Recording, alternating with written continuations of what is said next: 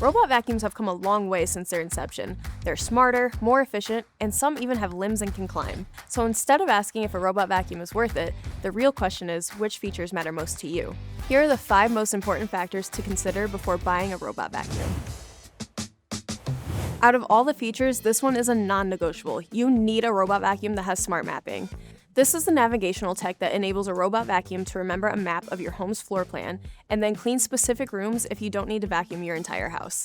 We'll die on the hill that smart mapping is the baseline brainpower that any robot vacuum worth your money should have. Cleaning skills don't even come into play if the vacuum can't successfully navigate to the spots that need cleaning. An extension of smart mapping is small obstacle avoidance. The accuracy will depend on the vacuum brand and model, but of all the brands that we've tested, iRobot has the best small obstacle avoidance. It hasn't been perfected in every vacuum, but it's a luxury that will save you from having to tidy your home before sending the robot vacuum out to clean. Deciding which robot vacuum would best fit your home depends on the types of flooring that you have. Most robot vacuums do a sufficient job sweeping hard flooring. Cleaning gets a little bit trickier on carpet where debris has likely been tamped into the fibers. So if you have carpeting throughout your home, you'll want a RoboVac that has dual spinning brush rolls or a brush roll made of mixed materials like bristles and rubber, plus designs to prevent hair tangling. If you have lots of hard flooring, a robot vacuum that also mops should definitely be on your radar. We prefer dual spinning mop pads over one large pad because the two actually scrub rather than just drag along the floor like a glorified washcloth. And if your home has a mix of floor types, look for a vacuum that can tell the difference between them and easily adjust its cleaning from, say, hardwood to carpet to tile. This could include automatically boosting suction on carpet or automatically lifting mopping pads when transitioning from hard flooring to carpet. Another crucial factor is, of course, suction power.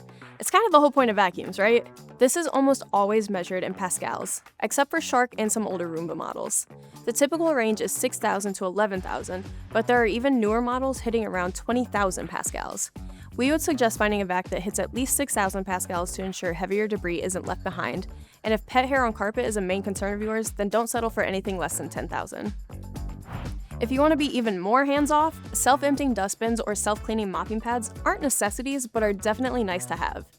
Vacuums with either functionality come with a dock that houses the dustbin and/or mopping system, and after cleaning, the vacuum will return to the dock and empty itself so that you do not have to. Mopping vacs will pull clean water from the dock and then empty the dirty water once they're done. Some docking stations will even wash and dry the mopping pads for you. But like I said, these are nice to have features because robot vacuums with these capabilities do have noticeably higher price tags. Depending on your home size, battery life could play a crucial role in your robot vacuum selection. You want one that's going to last an entire clean, or at least have a quick charge if it needs to return and recharge partway through its cleaning route. This matters more in a larger home, which will require at least 150 minutes on one charge, and for smaller homes and apartments, 90 to 100 minutes of battery life should be sufficient. So, which feature matters most to you in a robot vacuum? Let us know in the comments and subscribe to How to Do It All for more how-to videos like this one. And thanks for watching!